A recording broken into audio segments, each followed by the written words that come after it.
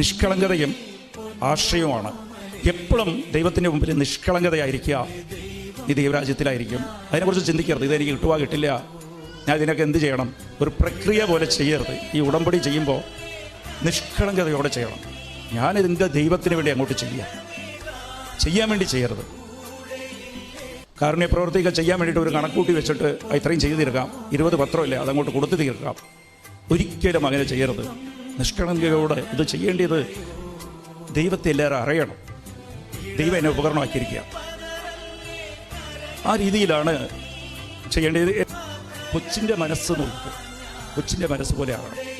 ആരെങ്കിലും നമ്മളോട് വഴക്കിട്ട് അത് തമാശയായിട്ടാണ് തോന്നിക്കാതെ, അത് അവരല്ലേ പറയണം. അവർക്കെന്തോ തോന്നിയിട്ട് അവർ പറയുക, നമുക്കത് എത്തുമ്പോഴത്തേക്ക് തമാശയായിട്ട് തോന്നും. അപ്പം ഇതാണ് ചെറിയ കാര്യങ്ങളിൽ ദൈവം ശ്രദ്ധിക്കും. നമ്മുടെ മനസ്സ് നിഷ്കളങ്കത. എനിക്ക് ദൈവത്തെ മതി. ദൈവത്തോട് ചോദിക്കുന്നത് ചെറിയ ചെറിയ